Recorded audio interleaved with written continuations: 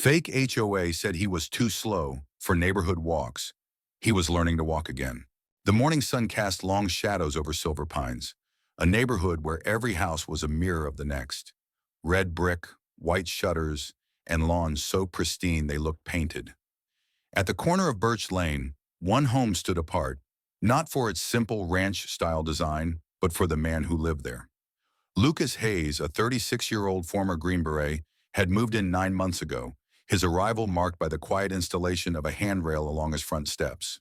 Lucas was lean and wiry, with a buzzed head and a jagged scar running from his collarbone to his shoulder, a souvenir from a Helmand Province blast. His green eyes, sharp but shadowed, hid a daily struggle. Relearning to walk after a spinal injury left him with a halting gait and a reliance on forearm crutches. Lucas was a man of grit, his days anchored by routine to keep despair at bay. Every evening, just as the sky turned amber, he'd shuffle out in his old Army PT shirt, gray, faded with Army in bold black letters, and cargo pants loose enough to hide the braces on his legs. He'd make his way down Birch Lane, crutches clicking rhythmically, each step a battle won. The shirt wasn't for pride, it was a lifeline, a reminder of the soldier he'd been and the man he was fighting to become. A small green beret patch, sewn onto a canvas bag by his door, was his only nod to the past. Most of Silver Pines gave him a wide berth, sensing a weight they didn't dare probe. Most, but not Karen Pritchard. Karen was the undisputed queen of the Silver Pines Homeowners Association, a 44-year-old woman whose ash blonde bob and tailored joggers projected suburban supremacy. Her voice was a velvet glove over an iron fist, her emails a labyrinth of polite threats and underlined clauses. The HOA was her throne, its 49-page bylaws her scepter. Lucas's slow walks, his PT shirt, his very existence challenged her vision of a flawless community. He didn't wave at her morning jogs, didn't RSVP to her potlucks, and worst of all, he'd submitted a request, courteously via the city, for a crosswalk near his house to make his walk safer. To Karen, it was a personal affront, a crack in her perfect facade. It began with a letter, slipped into Lucas's mailbox on a crisp September morning. "Dear Mr. Hayes," it read in Karen's meticulous font, "your leisurely walks and unconventional attire disrupt the community's pace and aesthetic. Section 8.1. Your crosswalk request is also deemed unnecessary. Cease both or face penalties." Lucas read it over oatmeal, his hands tightening on his crutches. He'd faced worse than Karen, RPGs, rehab wards, nights when the pain made death seem kind. But her words stung. Too slow? He was clawing his way back to mobility, and she was timing his steps. He tossed the letter aside, pulled on his PT shirt, and headed out. Crutches steady, patch unmoved. Karen didn't abide defiance. She mobilized her inner circle. Gloria, a retired paralegal with a penchant for eavesdropping, and Ryan, a tech startup bro who saw Karen as a mentor.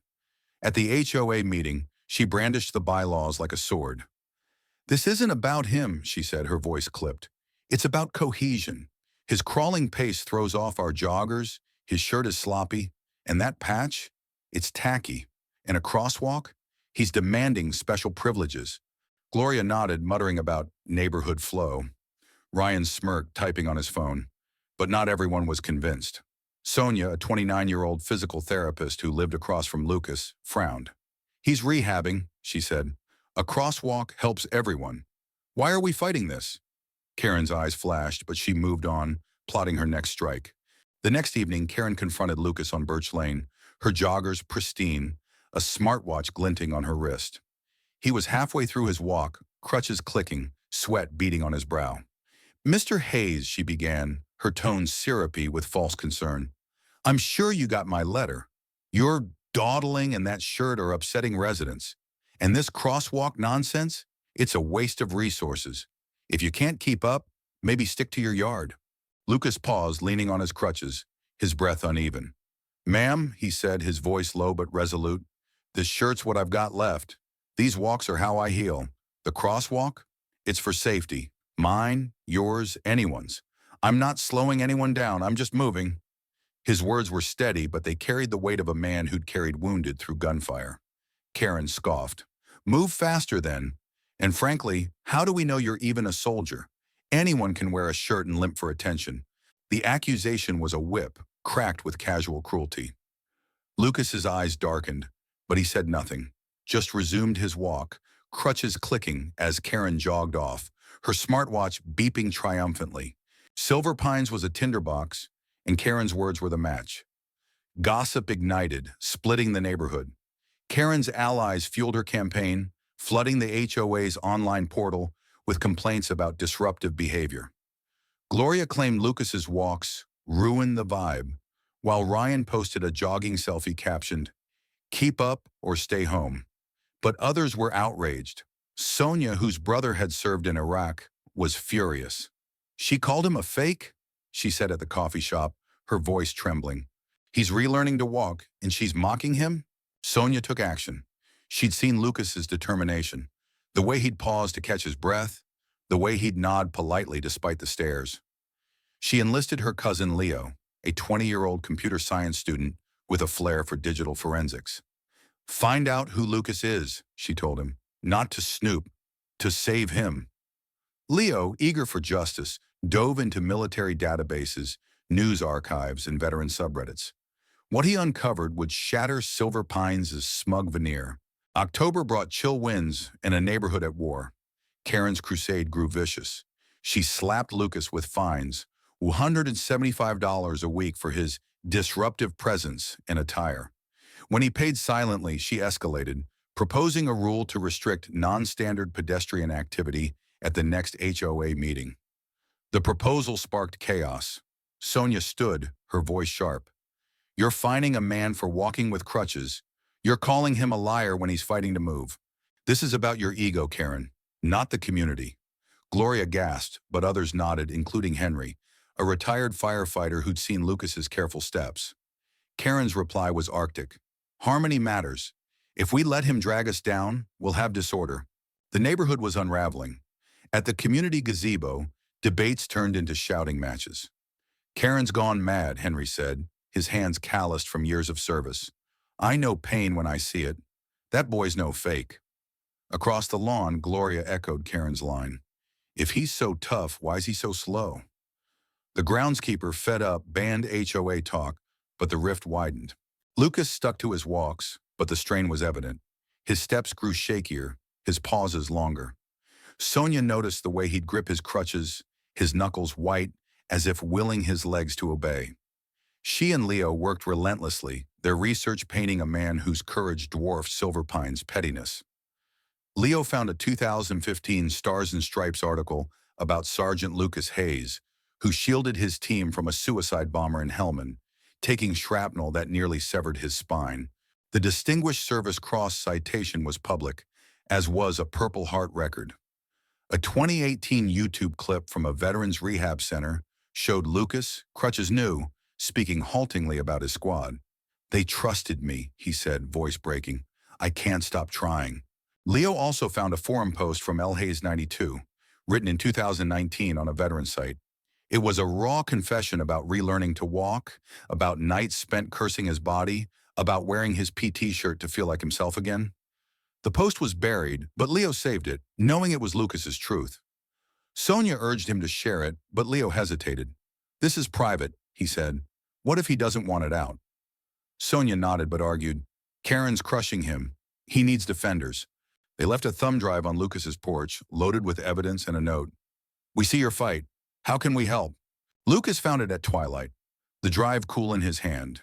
He plugged it into his laptop, his legs aching as he read. The article, the clip, the post, it was like reliving Helmand, the blast, the rehab. Karen's accusations had ripped open wounds, but Sonia's gesture was a lifeline. He called her the next morning, his voice rough but steady. "Share it," he said. "Not for me, for them." Leo posted the evidence to the HOA portal, a meticulous thread with links, screenshots, and the YouTube clip. He ended with Lucas's forum quote, "Every step hurts, but stopping would hurt more. This shirt's for them." The portal exploded. Comments flooded in, shock, guilt, fury.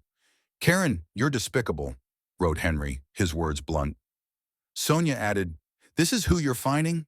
A man who saved his team?" Even Gloria went quiet, her certainty wavering. Ryan deleted his selfie, muttering about perspective. Karen was livid. She deleted the thread, citing disruptive content, but screenshots spread like wildfire. Neighbors knocked on Lucas's door, not to gawk, but to apologize. Henry brought a thermos of tea, sharing stories of firehouse injuries. Sonia organized a block dinner, and dozens showed up, their casseroles a clumsy atonement. Lucas didn't revel in it. He just listened, PT shirt on, patch steady, his crutches a quiet sentinel. The fine stopped, but Karen wasn't done. She sent a legal notice accusing Lucas of inciting discord for the public backlash. It was a desperate gambit, and it was her undoing. Silver Pines was finished with her. At the November HOA meeting, Henry proposed a vote to oust Karen as president. The community center was packed, the air electric with anticipation. Karen fought back, her voice shrill as she accused Lucas of exploiting his injuries to undermine her. Sonia stood, holding the thumb drive like a talisman. Exploiting? She said, her voice fierce. You called a hero a fake. You fined him for learning to walk. That's not leadership. That's cruelty. She played the YouTube clip, Lucas's voice filling the room, raw and resolute. The crowd stirred, then roared, applause drowning Karen's protests. Lucas stood, crutches clicking, his gait unsteady but proud. The room hushed. I didn't want this, he said, his voice calm but heavy with emotion. I wear this shirt for my men, not for you. I walk because I owe them that. You called me too slow, Karen, but you're the one stuck. Stuck in your rules, your fear. He looked at her, not with anger but with pity. You'll never know what it means to keep going. He sat, and the room erupted, not in chaos but in solidarity. Karen fled, her bob disheveled, her smartwatch forgotten. The vote was unanimous. She was out, replaced by Sonia, who promised hard-over handbook. The crosswalk was painted within days, its stripes bold and safe. Lucas didn't celebrate. He was on Birch Lane, PT shirt on, crutches clicking, watching the neighborhood heal. December brought frost and a new Silver Pines. Karen's reign was over, her house on the market, her bob a rare sight. She never apologized, but a note appeared in Lucas's mailbox, typed and unsigned. I was mistaken. It was cold, but it was enough. Lucas filed it away, next to her first letter, a reminder of a fight he hadn't chosen. The neighborhood changed. Lucas's walks became a ritual, not for pity, but for connection. Neighbors joined him, kids raced ahead, and Lucas shared stories. Green Beret pranks, the terror of Hellman, the names he carried. Sonia became a regular, her empathy a constant. Leo, now a local legend for his research, built Lucas a blog to share his squad's stories, a digital memorial that drew veterans nationwide. The turning point came in January when the mayor invited Lucas to a Memorial Day ceremony. Silver Pines rallied, organizing a caravan to the city square. Lucas, in his PT shirt, was honored with a Perseverance Award, not for Hellman, but for enduring Silver Pines prejudice. The crowd, neighbors, veterans, even a chastened Ryan, stood as he accepted it, his Distinguished Service Cross gleaming under the lights. Sonia cried, Henry saluted, and Leo posted it online, captioning it, "This is our Green Beret." Lucas returned to Birch Lane that evening, PT shirt on, crutches steady. The crosswalk glowed, the neighborhood hummed, and Silver Pines felt different. Less like a showroom, more like a home. The shirt wasn't just his anymore. It was Silver Pines, a symbol that struggle could forge unity. And as the stars emerged, casting light on the Green Beret patch, Lucas took another step, saluting not just his team, but the neighbors who'd finally seen his truth.